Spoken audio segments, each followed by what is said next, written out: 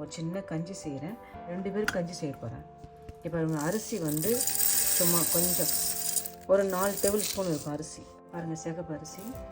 இந்த அரிசி வந்து ஒரு 2 டேபிள் ஸ்பூன் எடுத்துக்கிறேன். நான் பச்சை பயிறு ஒரு 2 டேபிள் ஸ்பூன் எடுத்துக்கிறேன். கம்பு வந்து ஒரு 2 டேபிள் ஸ்பூன் எடுத்துக்கிறேன். இந்த கருப்பு உளுந்து இருந்தால் கருப்பு உளுந்து சேர்த்துக்கலாம். நான் வெள்ளை உளுந்து 2 டேபிள் ஸ்பூன் எடுத்துக்கிறேன். இது வந்து கோதுமை இருந்தால் கூட சேர்த்துக்கலாம். நான் வந்து உடச்சி இது அந்த நொய் மாரி இருக்குதுன்னா அந்த கோதுமை எடுத்துக்கிறேன். ஸோ அதில் ஒரு 2 டேபிள் ஸ்பூன் எடுத்துக்கிறேன். இதை கலந்துட்டு ஒரு மிக்சியில் போட்டு ஒரு அடி அடிச்சுக்கலாம். மிக்சியில் போட்டு பொடி பண்ணி கொண்டு வந்துடலாம். கொண்டு வந்து பார்க்கலாமா? ரொம்ப பொடிசாக கிடையாது, அப்படியே ஒன்றும் பாதியமாக அப்படியே நம்ம இதை நுணுக்கி கொண்டு வந்துக்கிறோம். இதை அப்படியே நம்ம ஒரு பாத்திரத்தில் மாற்றிட்டு திட்டமாக தண்ணி வச்சு இதை வேக வைக்க போகிறோம். நம்ம இதில் நம்ம 2 கப்பு அளவுக்கு தண்ணி சேர்க்கலாம். 2 கப். நீங்கள் பாருங்கள், நான் ஒரு அரை ஸ்பூனு உப்பு போட்டுக்கிறேன். பத்தல். இதை அப்படியே நம்ம மிதமான சூட்டில் அப்படியே வேக வைக்கலாம்.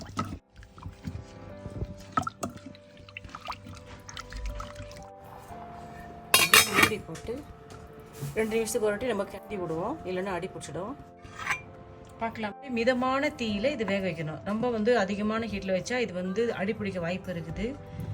அதனால நம்ம என்ன மிதமான சூட்டில் அழகாக இதை வேக வச்சுக்க. பாருங்கள், எல்லா பயிரும் நம்ம போட்டு எல்லா பொருளும் எண்ணெய் அழகாக வெந்து வருது பாருங்கள். மிதமான வச்சு தான் அப்படியே 10 நிமிஷம் அப்படியே பொறுமையாக வேகும்.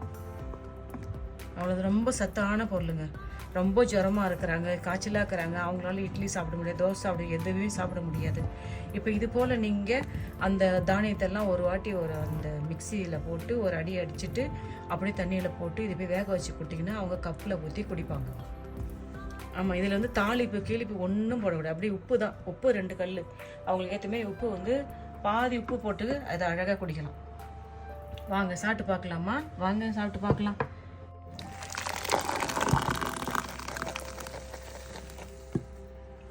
அழகாக வெந்துடுது. அப்படியே ஒரு கப்பில் ஊற்றி குடிக்கணும்.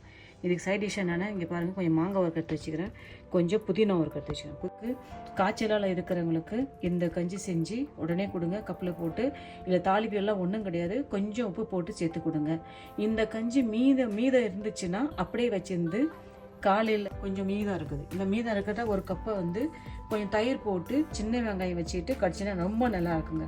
சூடாகவும் சாப்பிட்லாம். இதை காலையில் ஏந்திரிச்சு இது கூட தயிர் வச்சு சின்ன வெங்காயம் வச்சுக்கிட்டு சாப்பிட்லாம். சூப்பராக இருக்கும். இது ரொம்ப ஹெல்த்தியான சாப்பாடு நீங்கள் நம்ம செஞ்சுக்கிறோம். நீங்களும் இதே மெத்தடில் செஞ்சு பார்த்துட்டு எப்படி இருந்துச்சுன்னு சொல்லுங்கப்பா. பாய். தேங்க்யூ.